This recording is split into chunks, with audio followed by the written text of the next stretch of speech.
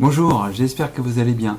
Vous avez été nombreux à me poser des questions concernant les garanties financières en cas de faillite de votre banque. Je sais que beaucoup de médias profitent de cette crise sanitaire qui nous frappe pour augmenter leur audience en maintenant de façon très artificielle un état de peur et d'anxiété, un climat très anxiogène par rapport à tout cela. Il ne faut selon moi, ne pas avoir si peur d'un chaos financier, puisque la crise qui nous frappe est une crise avant tout sanitaire, qui va évidemment déboucher sur une crise économique grave. Par contre, ce n'est pas une crise financière, comme l'était la crise de 2007 aux États-Unis, qui est arrivée en 2008 en Europe. Ceci dit, je réponds donc à vos questions. Oui, la garantie financière qui a été mise en place suite à la dernière crise financière de 2008 au niveau de l'Europe est de 100 000 euros sur vos dépôts bancaires. Donc cela concerne toutes vos liquidités, compte courant, livret d'épargne, compte à terme, épargne logement. Par contre, il faut bien comprendre qu'il y a une garantie de l'État, cette fois-ci directement, et donc pas une garantie bancaire, sur 3 livrets de l'épargne réglementée, que sont le livret A, le LDDS et le LEP, livret épargne populaire. Donc ces 3 livrets-là sont à part et sont garantis par l'État en direct à hauteur de 100 000 euros et ne sont donc pas à considérer dans les 100 000 euros de liquidité placés sur vos comptes à vue dans votre banque. Par ailleurs, beaucoup d'épargnants confondent encore le rôle des banques et des assureurs.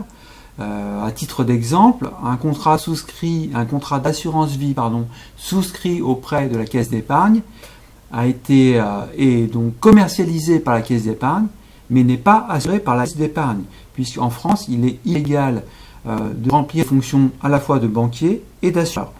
Donc concrètement, les banques à réseau qui vous commercialisent des contrats d'assurance vie ne sont que des commerçants, ils ne sont jamais les assureurs de vos contrats. Les assureurs de vos contrats sont soit des sociétés du même groupe bancaire ou des sociétés tierces.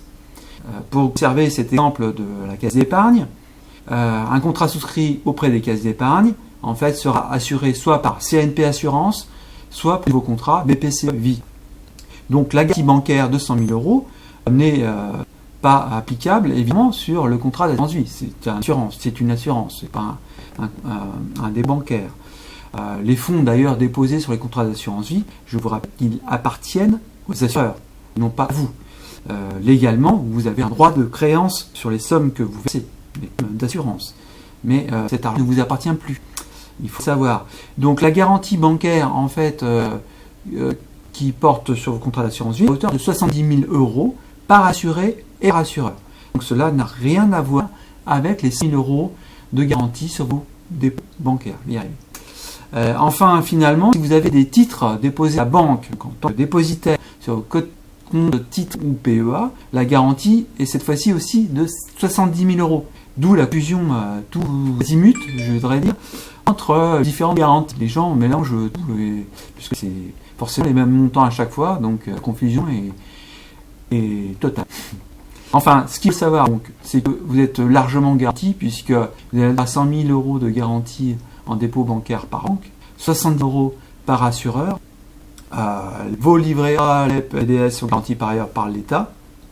La seule règle vraiment qu'il faudrait respecter pour être sans crainte vis-à-vis du risque d'une crise financière qui pourrait arriver, c'est limiter vos dépôts bancaires à hauteur de 100 000 euros par banque.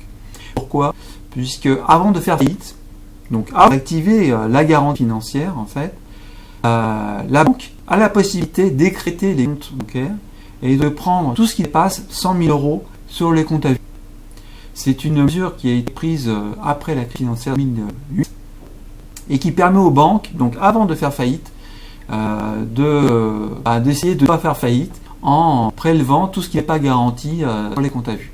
Donc ma seule remarque, mon seul conseil serait en fait de ne pas dépasser les 100 000 euros auprès d'une banque de dépôt à vue, donc quitte à aller ouvrir d'autres comptes dans d'autres banques.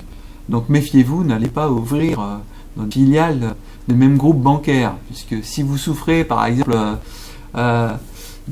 si vous craignez une faillite à la Société Générale, n'allez pas ouvrir un compte chez Boursorama, qui est sa filiale. Ce serait assez sans effet, en fait, vis-à-vis de vous. Voilà. Moi, je voulais simplement vous rassurer, donc ça sert à rien de se faire peur avec rien. Derrière tout le système financier bancaire, il y a la BCE, Banque Centrale Européenne, qui a des pouvoirs bien plus importants que vous ne pouvez imaginer. Et je ne crois pas une seule seconde qu'une banque majeure puisse faire faillite en Europe. Voilà. Je vous souhaite le meilleur. Prenez soin de vous et faites gaffe à cette saloperie du virus qui court actuellement. Bien à vous. À bientôt. Au revoir.